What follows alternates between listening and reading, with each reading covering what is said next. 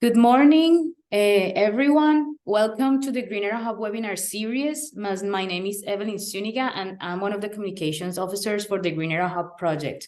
For those who haven't been here before, the Green Era Hub project officially started in September 2022 as a coordination support action of the European Commission on the Horizon Europe program. It currently represents 15 ERA-NETs, co-funds, and self-sustained initiatives in the field of agri-food and biotechnology. We started this breakfast series last year in October, addressing the topic of circularity in agriculture. If you're interested in those topics related to mixed farming systems, mitigation of greenhouse gas emissions, sustainable farming, circular food systems, among others, all our recordings are now on YouTube. And for these 3 months, we are going to focus on a different topic, which is going to be biotechnology to advance sustainable solutions for biotechnology. And here we're going to have topics related to plastic degradation, production of chemicals in a sustainable way, green chemicals, biofuel production, protein engineering, among others. Today, we're going to have 2 panelists, Dr. Jose Jimenez and Professor Tim Bugg. We're going to open our presentation with Dr. Jimenez, who is currently, let me share 1 second, my screen.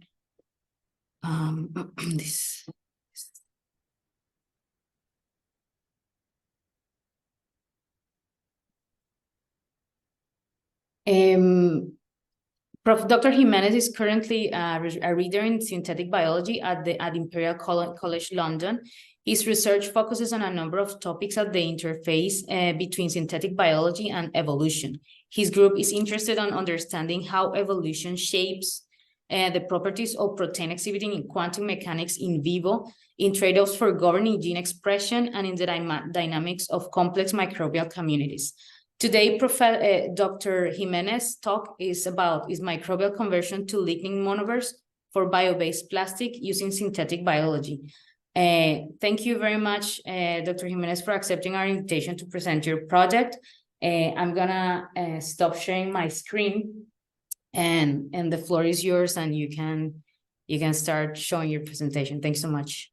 Okay, yeah, thanks a lot. Thanks a lot for the invitation. I have to say that I think you've got the titles wrong because mine is about plastics. Okay, I'm so sorry. Yes, it's all right because I have my title here. So okay, I'm so yes, I've mixed up. Okay. Microbial integration of plastics in the circular economy. Yes. Perfect. That's it. Yeah, thank you very much. It's a great pleasure being here today.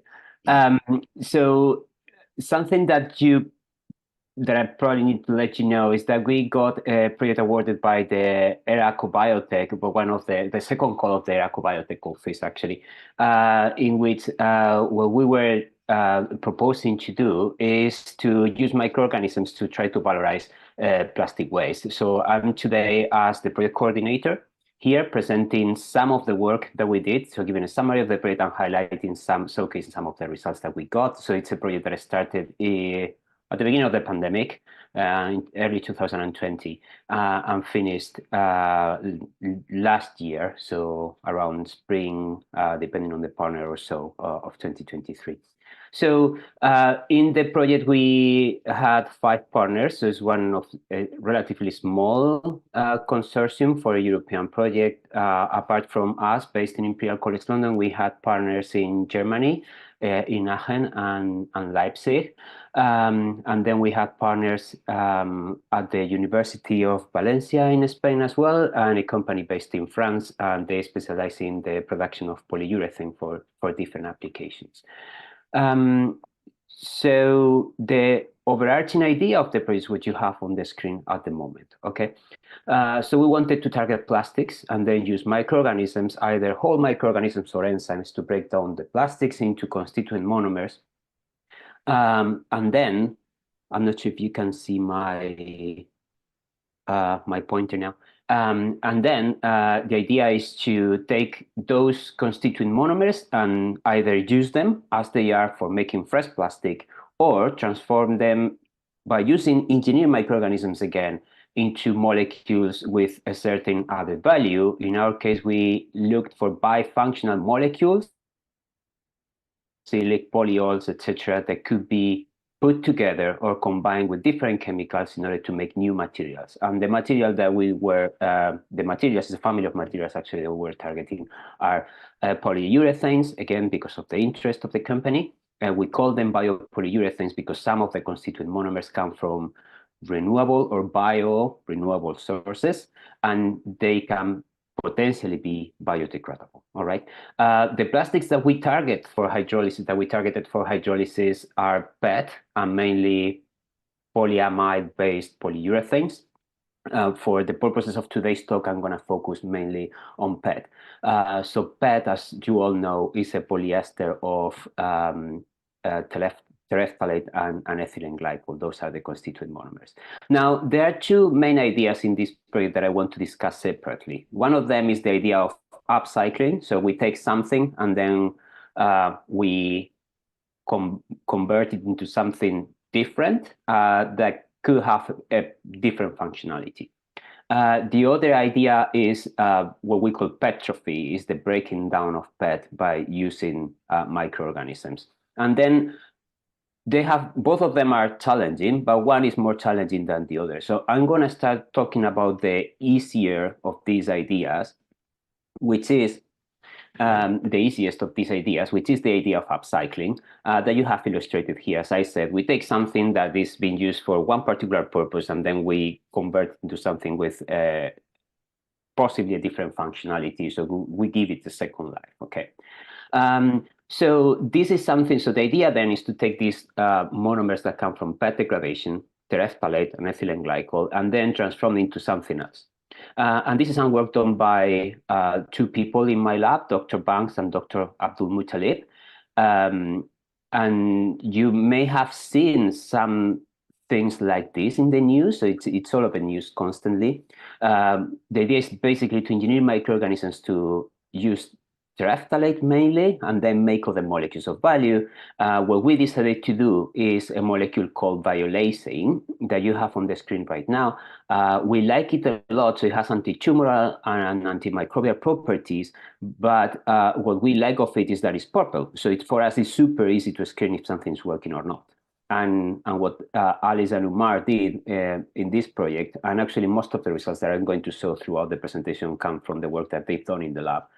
What they did is to plug the violacin pathway that is involved, so the genes needed for transforming, for allowing microorganisms to produce violacin into different strains of Pseudomonas. We like Pseudomonas because they are very good at degrading different types of molecules, and in particular, they can grow using terephthalate as the sole carbon source. And then when those genes are transferring to the microorganisms, then they start accumulating this purple molecule. You have some additional results here now. There are different strains that we can use. We went into the environment and we actually isolated a few. Many of them happen to be Pseudomonas. Sorry, I don't know why the slides are switching all the time.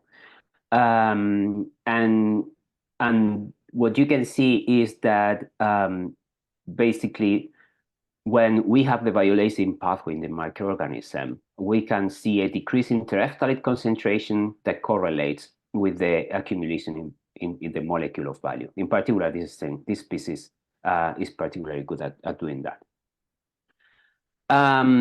Okay, that's good. You may have seen other experiments like this in the news. As I said, people have made vanillin, and they've made all different things coming out of terephthalate or coming out of what comes of the products of PET hydrolysis. Some of our partners in the project, in particular, Dr. Tiso and Professor Planck in Aachen, and their team, they've demonstrated that it's possible to turn terephthalate into one of the target molecules, like hydroxyalkanoic acid. So this was one of the target molecules of the project because they can be incorporated for making different types of in the structure of different types of polyurethanes. And once again, you have an example. The green line here is the formation of this molecule, and then you can see that both substrates, terephthalate and ethylene glycol, go down. This process has been improved throughout the project, and now it's been scaled up, and we can get much larger quantities of this molecule. This is just one of the examples. We managed to do a few of the others. This is the biopolyurethane that can be made incorporating these hydroxyalkanoic acids. And you have one example here. This is now at a scale that is not very big, but is big enough to test the properties of these materials. Other molecules that can be produced are butadienes, in particular 1,4. This is used commercially already for the synthesis of standard polyurethanes, for making insulation panels, actually. And what we are trying to do is to replace the butanediol that comes from oil, and replace it with the bio version that we can obtain from recycling plastics. Other molecules that we obtain in the project, like different types of butadienes, like 2 and 3, are interesting. And so Prema, in collaboration with the University of Strasbourg, checked the properties of some of the resulting materials, and it turns out that they are very steric-specific. So depending on which is the isomer of this butanediol that we can incorporate into the structure of the material, we can have polyurethanes that could be useful, or that are complete throwaway, and are not useful at all. And this is kind of ongoing research that we are very excited about.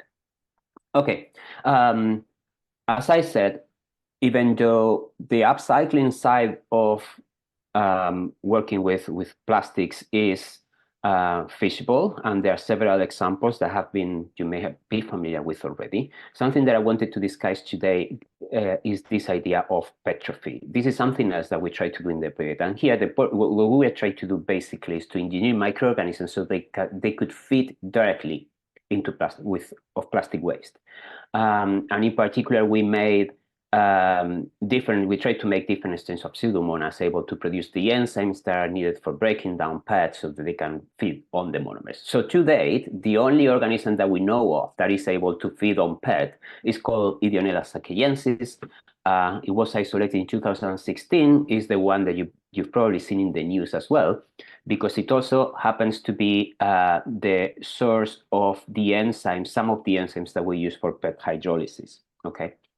So this organism is able to make the petases, and also an enzyme called metase. It doesn't really matter, but instead of breaking down the polymer, it breaks down one of the oligomers that make the polymer to release the ethylene glycol and terephthalate. And it also has a pathway for terephthalate assimilation. Now, the problem with this organism is that it's a bit picky. It's difficult to work with, not really very good not really tractable from a molecular biology point of view, and it doesn't grow very well. So there are several reasons why we wanted to make this process better. So at the beginning of the project, we were very happy because we were able to go into the environment and then screen for better enzymes. So we thought one of the things that we can do better is the hydrolysis of the plastic. So our collaborators in Leipzig, led by Professor Zimmermann, went into different locations, including some composting heaps. And the composting bit is important because, as you all know, during compost, a high temperature is achieved. So compost heaps are a great source of thermophilic enzymes.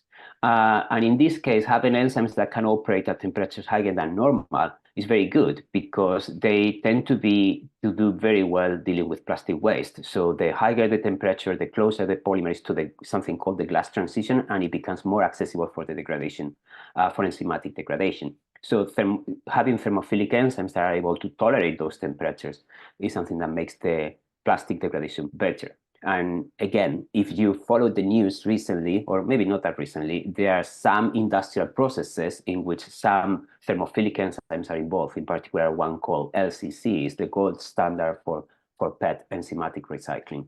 So our collaborators went into the environment. They were able to isolate a number of genes likely producing enzymes able to degrade PET. A number of them, and there's one of them in particular I want to highlight today. It's called PHL7 because it's faster. It degrades more PET, and this is a hydrolysis assay using PET film as a substrate. And what you can see in the blue bars is that PHL7 outperforms the gold standard of the field that is called LCC. So this is excellent news, and we were very excited about it. And then the idea is very simple. So, well, actually, no, before getting into that, I want to show you something that you probably haven't seen. That is the possibility. So I want you to see how these enzymes perform in real time. Actually, well, this is an accelerated video. And what you can see here in this vessel is a clam tray that you can get from the supermarket. So sometimes when you go to the supermarket and you buy the fruit, they tend to come in these containers that have a clamshell shape. So this is one of those containers that have been immersed in this solution of salts. Some enzymes are going to be added to it, and then we are going to check the hydrolysis in real time. This is a video prepared by our collaborators in Leipzig.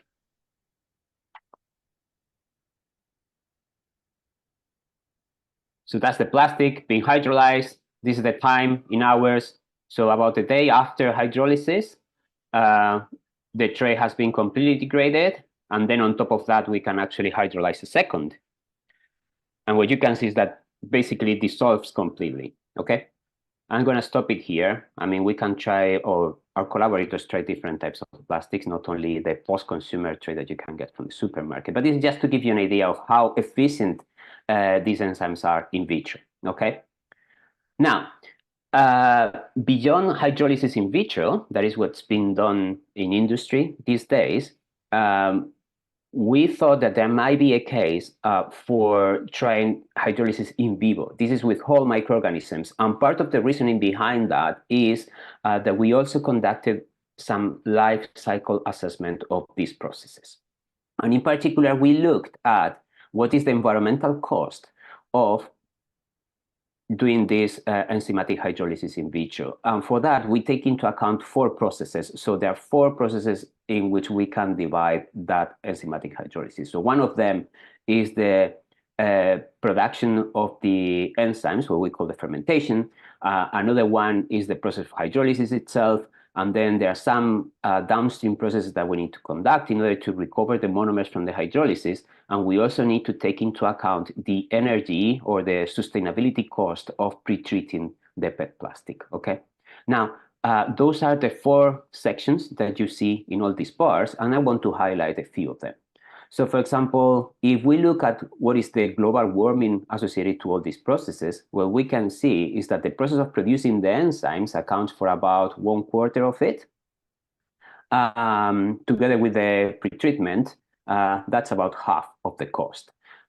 We have some others in the land use, for example. Most of it corresponds to the process of generating the enzymes that we need for the hydrolysis. If we look at fuel consumption, once again, if we look at what is the cost of the fermentation and the PET pretreatment, that accounts for close to half of the process again. With all of this, what I'm trying to say is that this is already telling us that we could make this process of enzymatic hydrolysis way more sustainable if we were to address some of these points. And in particular, what we thought of doing is, if we were to use whole microorganisms that can produce the enzymes in situ in the presence of the plastics, everything should become way more sustainable because we could save lots of this environmental cost, especially the cost of fermentation. Okay, so the idea is very simple. So what we can do is to take our favorite microorganism, and as I said, we work a lot with pseudomonas that are very good for the removal of different molecules from the environment, and in particular aromatic substrates. And what we did was to put inside them the genes making different types of enzymes. And you have some examples here. We have more, actually, but just in these pictures, what you are seeing is a colony of Pseudomonas putida that is able to express and secrete one of these enzymes, and the colony is growing on plates that have PET nanoparticles in them. So these halos that you see around the colony corresponds to the clearance of some of that plastic, okay? So this shows us that these microorganisms, when they grow, they are able to produce the enzymes, and the enzymes are active and are able to break down the plastic that is surrounding them. Not all of them are equally effective. Actually, we have here negative control that is not supposed to do anything. These are thermophilic, and this one is mesophilic. It comes from Idionella sacaiensis. And what you can see is that the hydrolysis rate is very, very low. Another way of looking at these results is a project that was conducted by Charlotte Bosworth in my lab, is to look at the activity of these enzymes once they are produced and secreted into the supernatant. Once again, there's no purification here. All we did was to grow the microorganisms, take the supernatants as they are, so they contain the enzymes that have been secreted by the engineered bacteria, and then test the activity of the enzymes present in those supernatants against different types of PET plastics. We tried a bunch of them, including films, cryo-milled. This is the standard pretreatment that is done in industry these days for PET hydrolysis. We tried some ground PET that we had, much smaller size. We call them microplastics. And then we also tried a PET formulation in which the PET post-consumer PET films have been pre-treated in a specific way that I'm not able to share today because of confidentiality issues. This is being considered for patenting at the moment. But just to say that it's a different type of pretreatment that we give to PET. And then we tested the activity, as I said, of those bacterial supernatants against those plastics. And what you can see here is that out of all the possible combinations that we tested, only the new pretreatment produces a plastic that is really suitable for hydrolysis using the different types of enzymes that we have in here. LCC is the gold standard for enzymatic recycling. Then we tried some mesophilic enzymes, including phosphatase, which is a PETase that comes from Legionella that has been optimized using artificial intelligence, and our new PHL7 that we identified throughout the project. So we detected activity in some of the supernatants, being the best one, this PHL7 in mesophilic conditions. Again, so this shows that these engineered strains are able to produce PETases that are functional. Now, a different example, so it's great that we can grow microorganisms, produce enzymes, and then use them for in vitro hydrolysis, but the question is, can we engineer microorganisms so that they can feed directly on the plastic? And that'd be fantastic. So that's what we've been testing for quite some time now. And you have some results on the screen here. So we've tried a couple of things. So the first one is use microorganisms that have been engineered to produce mesophilic enzymes. So they grow at 30 degrees, okay? So here what we are testing is whether the microorganism is able to grow on PET or not. And this is all the pre-treated PET, the one that is the most accessible that I presented in the previous screen. And what you can see is that in the presence of PET, we have a little bit of growth. Now, this is a very tricky experiment because in addition to the plastic, which is meant to become the carbon source, we need to help the microbes to grow a little bit previously so that they can accumulate enough of the enzymes in the supernatant so that they can produce the monomers that the microbes can use as carbon source. So we need to grow them in the presence of an additional carbon source. In our case, we tested some of them. The best results we get with 10% of LB of rich medium diluted into the minimal medium in which we have the plastic. Okay, so a little bit of growth, not impressive. Then we decided to do a slightly different experiment in which what we do is why don't we take the microorganisms, we grow them in rich medium in the presence of the plastic, so enzymes get generated, the plastic gets hydrolyzed, the rich medium eventually disappears because of the microbial growth.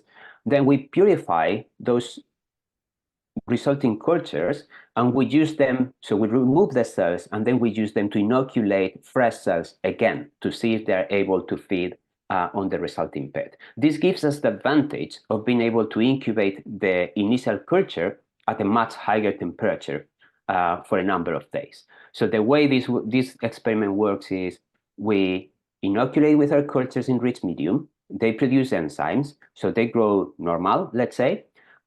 Then we take that culture and we increase the temperature to 65 degrees. The original organisms that we have in the culture die because of the high temperature. And then after 3 days, we recover the supernatant, remove the cells, and then use the resulting medium to inoculate with a fresh microorganism able to use the monomers. And in this case, what you can see is that probably after a few hours, after a day or so, we have microbial growth, which is much higher than what we can detect in the previous assay. Note the very different scale. So here we incubate for 3 weeks. Here we only incubate for a couple of days or so, or 3 days maximum. And we see microbial growth. So the bottom line of this experiment is that it is possible to detect spectrophy, so microbial growth, but the problem is if we use the standard conditions that you would expect to achieve in the lab, the growth is negligible. If On the contrary, we try to use conditions in which we promote the faster degradation because of the plastic, because of the high temperature. We kill the cells at the expense of being able to produce something that can be used as a growth substrate. So it's a bit more elaborated experiment, but we can get better growth yields. Still, the growth is not impressive. What we had in mind when we started the project was that we were able to grow anything on PET, and it turns out that it's not that easy. Okay. In addition to the experimental work in this project, we've also explored the responsible research and innovation side of the project. We've been talking to lots of people, conducting interviews with different stakeholders in the plastic production, plastic recycling chain, and including industry, NGOs, etc. And we've realized that there are some aspects of this enzymatic recycling of plastics that are maybe not as good as we thought they were. But there are some other silver linings in which we think these bio-based approaches could have an impact. So, for example, something that is pretty obvious is that so far everything that you've probably seen in the news and that I've presented today relate to PET. So PET is the only enzymatic plastic recycling process that is at TRL6.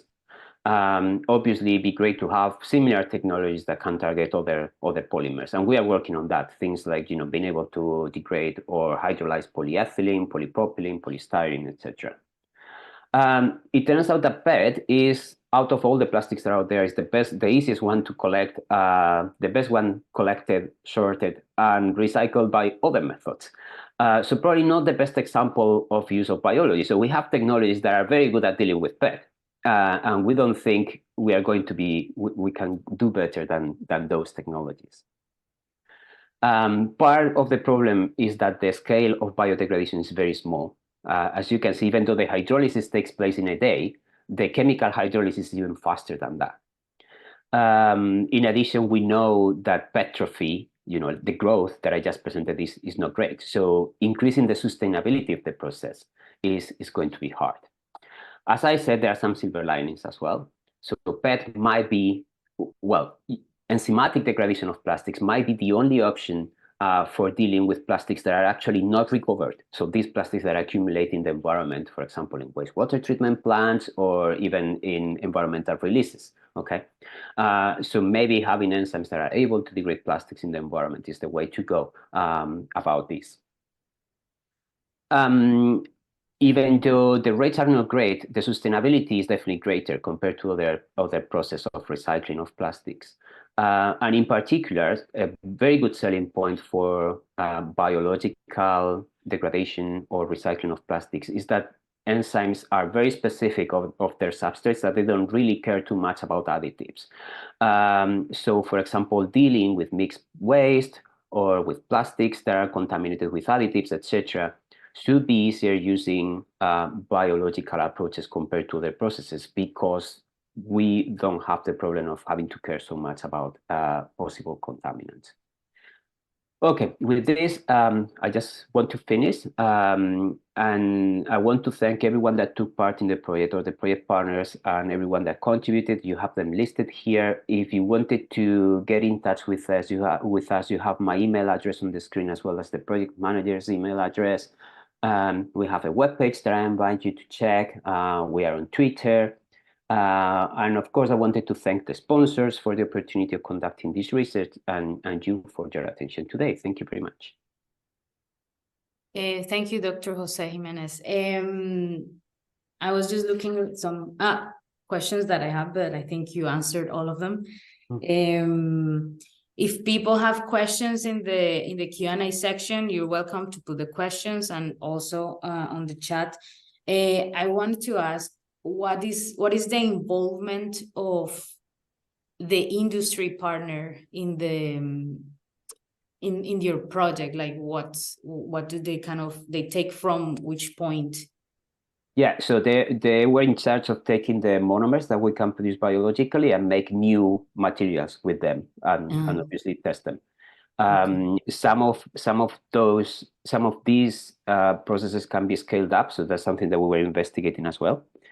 But some others are still at a very low TRL, so we haven't been able to produce enough amounts of these building blocks so that they can be put together in order to make enough of the material to be tested. But for some of them, it works quite well. Okay. And then is there a way to, so they already know, like with the composition of the monomers, if these monomers are going to be biodegradable or compost, like the material will be compostable somehow? So the rule of thumb is all polyamides and polyesters that they can make should be biodegradable. Polyethers are going to be much harder to biodegrade, but we do not know. So it's something that we need to test. In principle, they should be, but we didn't have the time to test that yet. Okay. And we have a question here, more questions here coming. So it says, do you think that the enzymatic approach could be useful for treating PLA-based plastics? Yes, PLA is an interesting problem because it's sold as biodegradable, but it's only, well, as compostable, but it's only industrially compostable. Okay, so it's compostable, so it has to be collected first, and then in industry under specific conditions, it can be compostable. But it's something that we've been looking into.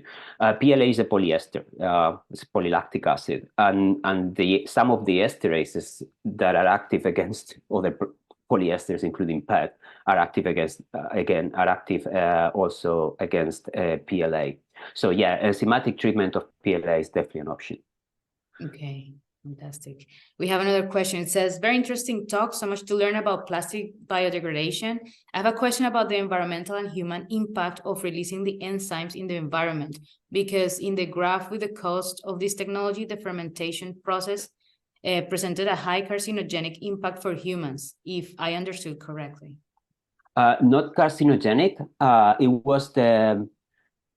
It was more like an environmental cost. So that life cycle assessment we conducted trying to mimic the current industrial process of PET hydrolysis. Okay, and out of the several compartments that we analyzed, we realized that the enzyme production generates a high sustainability cost, and actually even a high economic cost, because depending on the cost of oil, producing the enzymes can be more expensive than making fresh new PET plastic out of oil. Okay, but in terms of sustainability, what we wanted to see is whether there are some aspects of the process in which we can improve the sustainability by maybe addressing or trying to make those processes more efficient.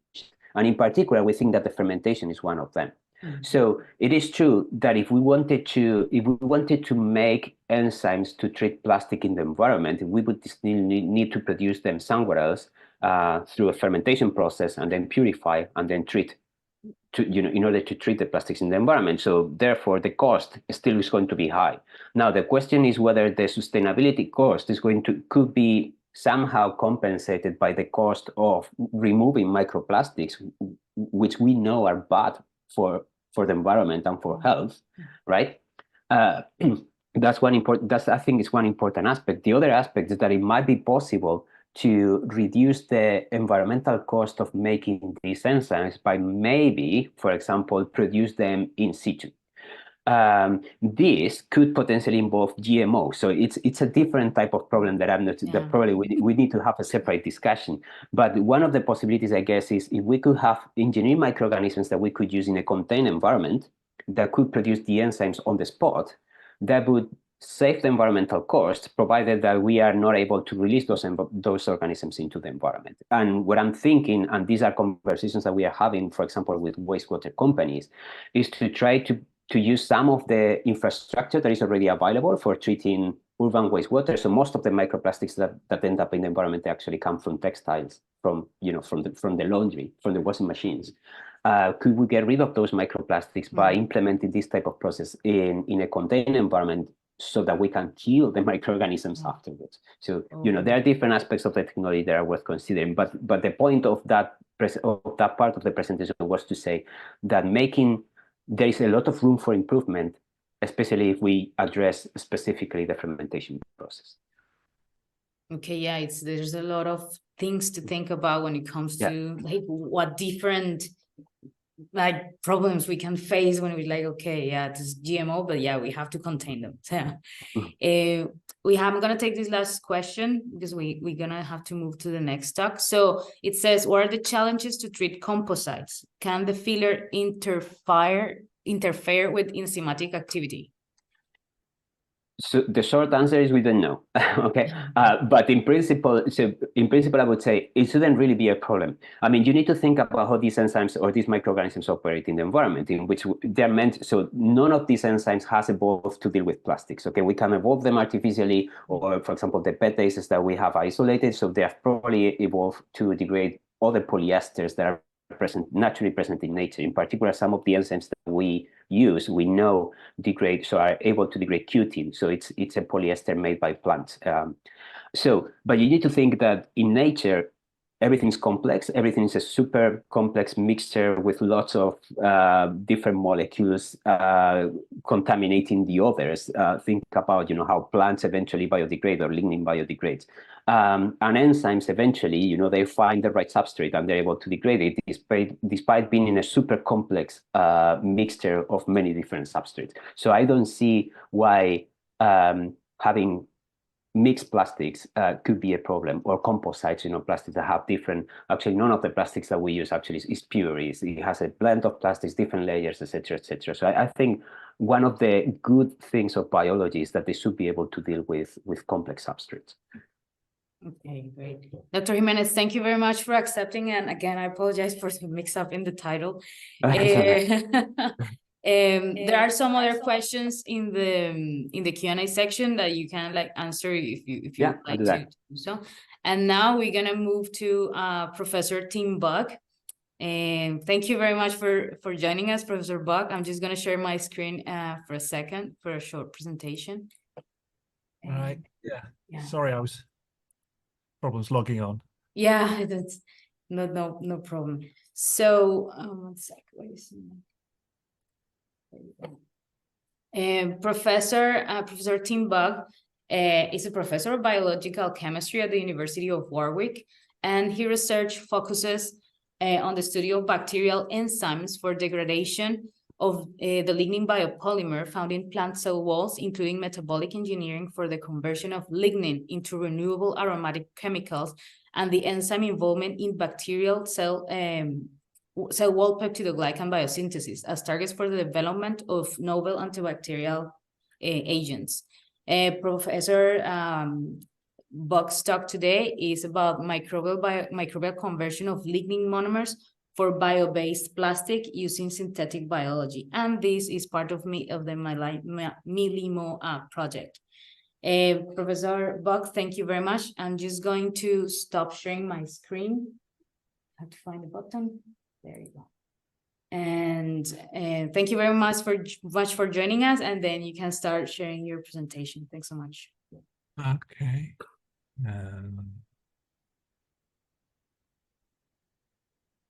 This one. Yes. Can you see that? Yes, perfect. Yes. Okay. Yeah. Right.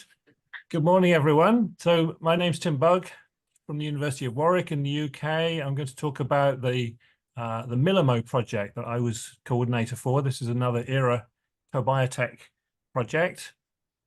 And so I think you will all know there's a lot of interest in trying to find renewable sources to make fuels and chemicals. As society, we have to move away from using petrochemicals to make fuels and chemicals. So one of the possible solutions for doing this is to use renewable plant biomass. And I'm sure most of you will know about the biorefinery concept, whereby you can take plant biomass, you can take the food part of the crop, and then you can use the non-food part of the crop, which is essentially agricultural waste, and convert that into fuels and chemicals. So if you do a thermochemical pretreatment on lignocellulose, you can fractionate it into cellulose, hemicellulose, and lignin, which are the three components of plant biomass. So the cellulose can be converted through glucose into ethanol, bioethanol, which is biofuel. Hemicellulose can also be converted into ethanol by different organisms, or it can be fermented into organic acids, such as lactic acid, succinic acid, and for example, lactic acid can then be converted into polylactic acid. However, lignin is the big unsolved problem in the biorefinery concept. It's a very refractive polymer, which I'll talk about in a moment. And in practice, it's often burnt for energy because it does have calorific value. But clearly, it would be much better if you could convert lignin into useful chemicals and potentially some high-value chemicals. I've shown a couple there. So why is lignin so difficult to degrade? So it's a high molecular weight aromatic polymer. It contains these aryl C3 units, which are linked together via different kinds of linkages. You get this is the beta aryl ether is the major component. It has an ether linkage here, and then other components have got carbon-carbon bonds, carbon-carbon bonds, ether bonds. So these are not susceptible to hydrolytic cleavage. They're very difficult to break, and it's also heterogeneous. So it's a mixture, and that's because in the plant it's made via radical cyclization.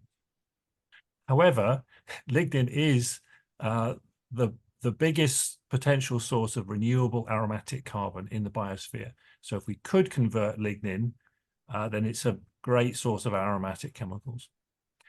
Across different plants, there are small differences in substitution patterns. So soft woods contain mainly G units, hardwoods also contain S units, and grasses also contain H units.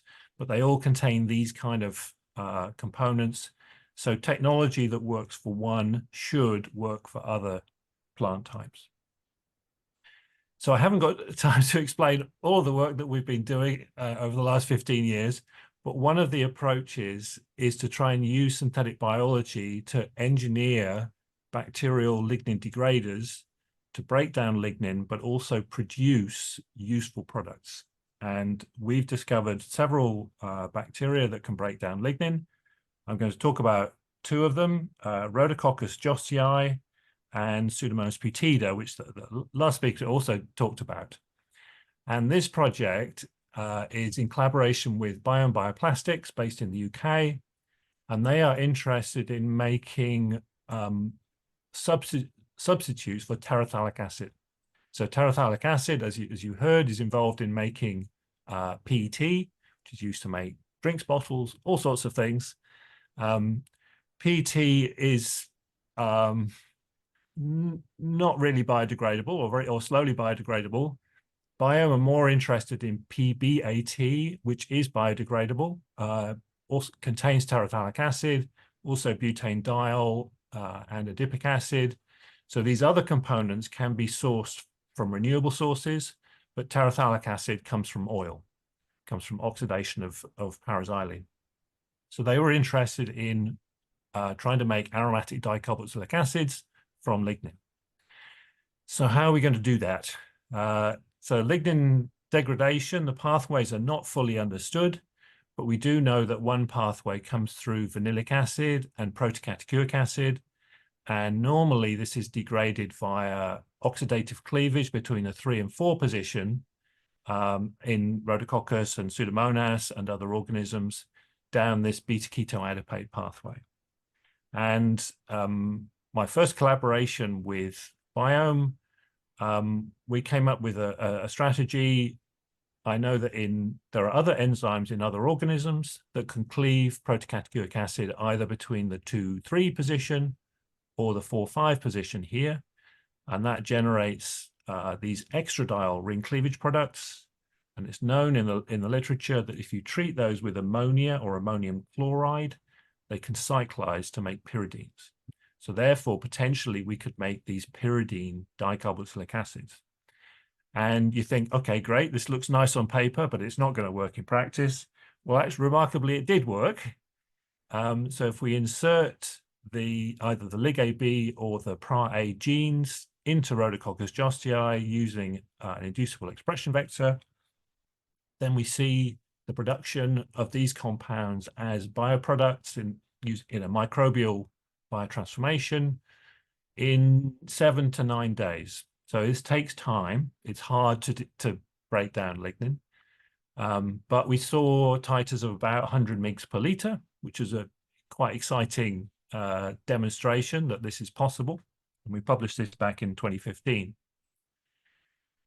So we need, commercially, if this is going to be feasible, we need to make grams per liter, multiple grams per liter. And so we need to improve the titer. So by 2021, we'd improved to about 300 mg per liter by knocking out the competing pathway in Rhodococcus jostii. So the aims of the Millimode project, firstly, were to try and improve the titer in Rhodococcus jostii by overexpressing lignin oxidizing genes. Can we make this organism better at breaking down lignin? But also we were interested in Pseudomonas putida. So this organism can break down polymeric lignin, but it really is better at degrading low molecular weight lignin fragments. And so the aim here was to try and engineer this organism to convert paracumaric acid, which can be released from lignin or lignocellulose by an alkaline pretreatment, and to use this organism to make pyridine dicarboxylic acids. And then finally, to try and scale up this process to develop a process that Biome could use to produce PDCAs. So these are the partners in the project, myself, Eduardo Diaz at CSRC in Madrid, and his co-worker Helena, Stephanie Baumberger at INRA in Versailles in Paris, who's an expert on lignin characterization. Sorry, I should have said Eduardo is an expert on Pseudomonas putida. Ralph Takor's group at University of Stuttgart, who's an expert in biochemical engineering. And Jan was his PhD student who worked on this project. Biome Bioplastics, which is John and Amy from Biome, and Nova, who also did some life cycle analysis on the process. So we started in March 2020, exactly the wrong time to start. So exactly when the pandemic started. But we were finally able to meet towards the end of the project. So I'm going to talk about Rhodococcus jostii and then Pseudomonas putida. So the first aim was to try and improve the titer in Rhodococcus jostii by overexpressing lignin oxidizing genes. So we'd shown in 2011 that this peroxidase DIP-B was involved in lignin degradation, but also on the genome of this organism, there are 3 multi-copper oxidases, MCO A, B, C, which we really don't know anything about. And we've tried to express some of these. They don't express very well as recombinant enzymes. So what happens if we overexpress the genes? So we overexpressed each of these in Rhodococcus jostii, and we saw improvements in PDCA release. So DIP-B gave us about a 1.4-fold increase, but these multi-copper oxidases gave us a 2.5 and 3.5-fold increase, which is interesting that the multi-copper oxidases seem to be more effective in this kind of application than the peroxidase. So that gets our titer up to about 500 mg per liter, which is an improvement. It's also interesting that they're more effective than overexpressing exogenous genes. So we also overexpress genes from Streptomyces and Amycalotopsis, but overexpressing the endogenous genes worked better. So that was published recently. The other thing that we've done in Rhodococcus jostii is to see whether we can engineer this to also degrade cellulose. So if we use lignocellulose as a feedstock, we're using the lignin fraction, but if we could also use the cellulose fraction, then we could improve the titer. And we noticed that there are cellobiose hydrolases present in Rhodococcus jostii, and it can grow on cellobiose, which is the disaccharide. And if we expressed two different endocellulases in Rhodococcus jostii, then that on an inducible plasmid, that does permit growth on carboxymethyl cellulose, which is a soluble cellulose substrate. And also, Rhodococcus jostii, to my surprise, contains this dehydroshikimate dehydratase. So I should have explained here. The idea is to go along the shikimate pathway, which makes aromatic amino acids, and there is a link from dehydroshikimate to protocatechuic acid. So this enzyme 3-dehydroshikimate dehydratase, which we were planning to import into this organism, but in fact, it already has it. So there is potential. We haven't yet managed to put all of these things together, but there is potential to engineer this organism also to degrade the cellulose fraction of lignocellulose, which would improve the titer further. So that's Rhodococcus jostii. Pseudomonas putida. Eduardo Diaz's group wanted to investigate this gene called PEPA, which was discovered in a previous project. This is highly induced in the presence of lignin. It's induced about 20-fold in the presence of lignin, and it's an extracellular peroxidase, and it has its own type 1 secretion system, which is quite remarkable. It's a very large polypeptide, and we were hoping that this might actually might have activity for lignin oxidation. And it turns out that this PEPA, it's a manganese oxidase. So it can generate manganese 3 and manganese 4 oxides, which enhance the consumption of monoaromatics. But it turns out that there's no change in the structure of the polymeric lignin. And this was done with Stephanie Baumberger's group at INRA. So an interesting enzyme, although it turns out it's not active on polymeric lignin.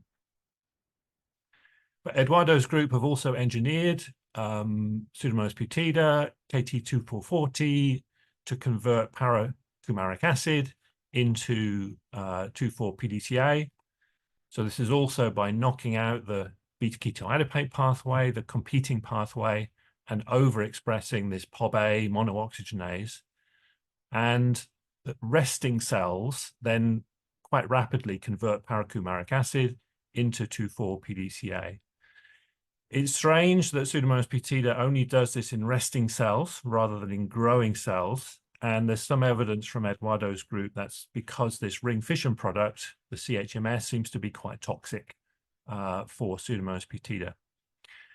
But this process is faster than Rhodococcus jostii, so it has the advantage that if you can make aromatic monomers, you can convert them faster into the PDCA.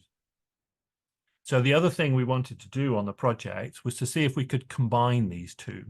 So can you combine the ability of the Rhodococcus jostii to degrade high molecular weight lignin, and then the ability of the Pseudomonas putida to more quickly convert the monomers into the PDCAs. So to do a co-culture, and this was done at University of Stuttgart. So you can see that Pseudomonas putida, when you give it high molecular weight lignin, this was an alkali, a soda lignin. Those of you who know about different types of lignins, you get a lower titer of PDCAs because Pseudomonas putida doesn't degrade high molecular weight lignin so well. But when we do a co-culture with Rhodococcus jostii, we can improve the titer of PDCA production. And then this one was with a third organism from my group that's another bacterial lignin degrader. And the productivity of PDCA production is improved quite dramatically by doing this co-culture. So there is potential to use co-culture to use the advantages of the two organisms together. And then finally, trying to do scale up. This was work at University of Stuttgart. So the pyridine dicarboxylic acids turn out to be a rather difficult molecule to extract out of fermentation broth because it exists as a zwitterion. So you can't just extract it into organic solvent. You can do ion exchange chromatography, but that's not great on a really big scale.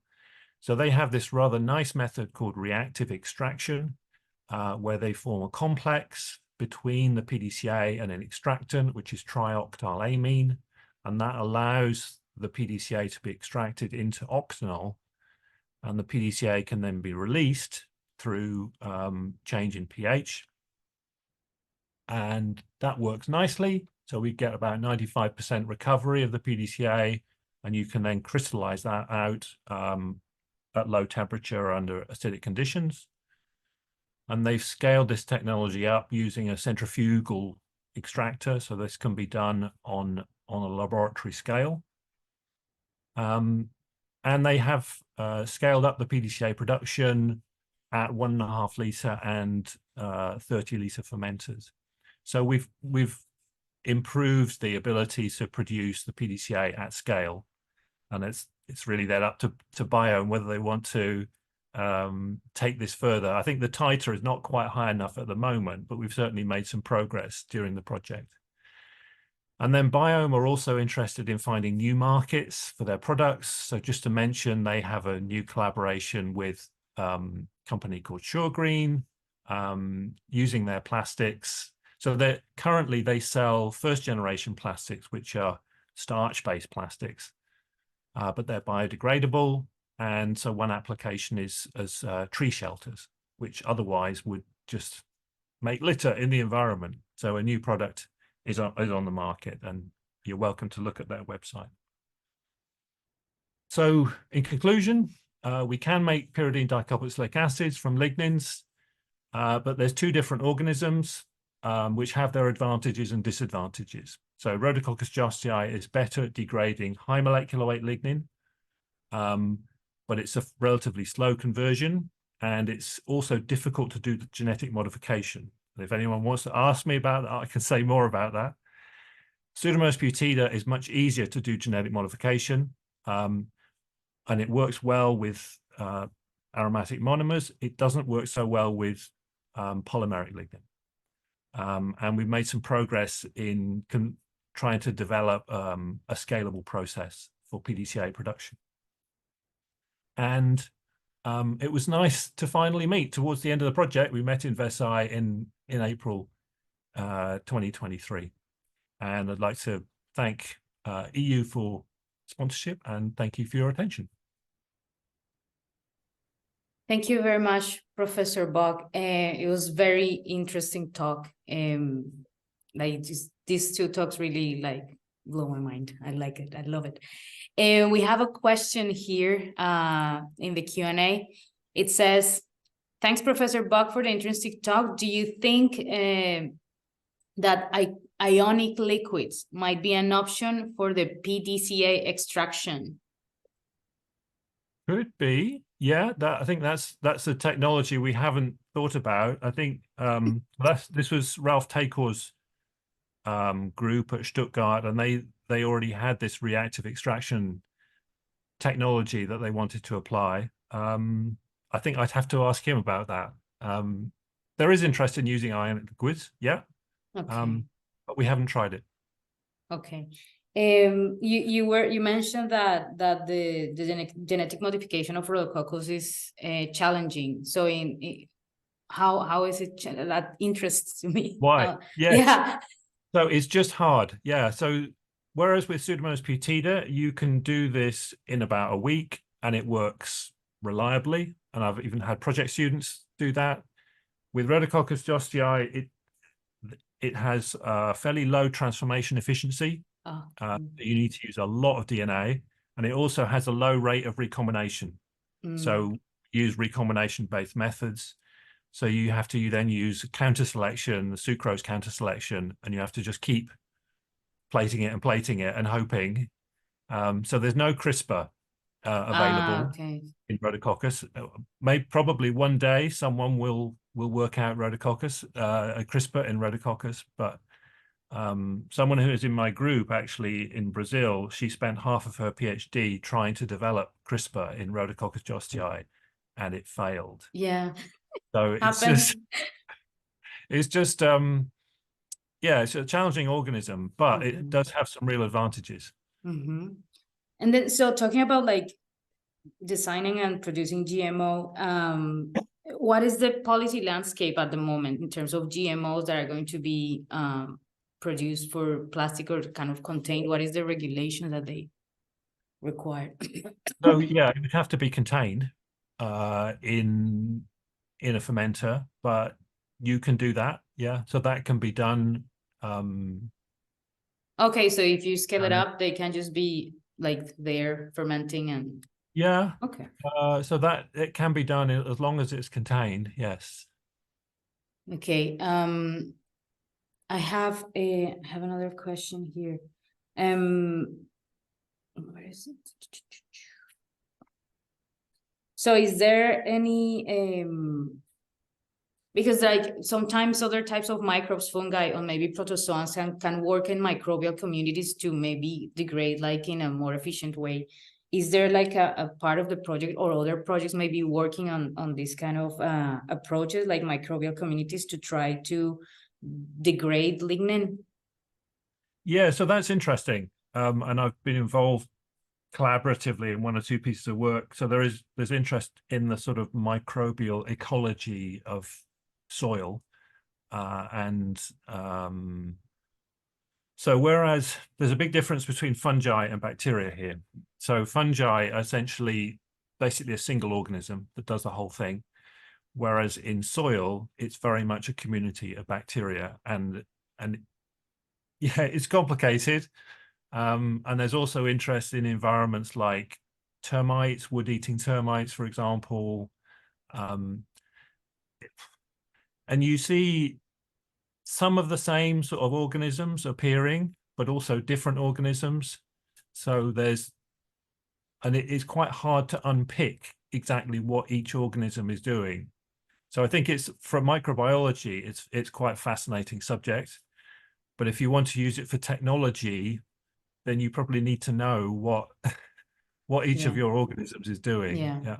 Because if you use communities in fermenters, they can change with time, and so you can then lose activity, and you don't know why you've lost activity. So you need to control it if you're going to use it industrially. Okay, we have another question here.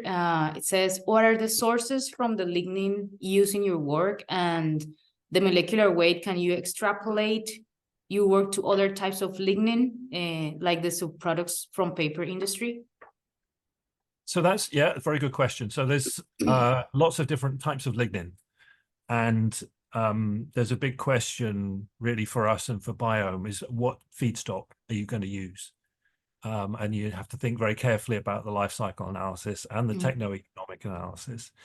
And so we tend to use either just wheat straw lignocellulose, which is just chopped wheat straw, which works with rhodococcus, or this it's a green value protobind lignin, which is a soda lignin. And the advantage of that for us is that it has some water solubility. So one of the problems with lignin, one of the many problems with lignin, is that many preparations of it are not water soluble. So if you're going to do a microbial conversion, you need some kind of solubility in water. So can you apply this to other kinds of lignin? Maybe. So for example, organosolv lignin has no water solubility, so that's a bit of a problem. Kraft lignin, everyone would like to use kraft lignin because it comes out of the pulp paper industry. Kraft lignin, because of its condensed structure, is more difficult to convert. Now, interestingly, the rhodococcus does have some activity with kraft lignin, but we get lower titers. So it's putting all of these things together to try and come up with a process that is actually commercially viable. Yeah.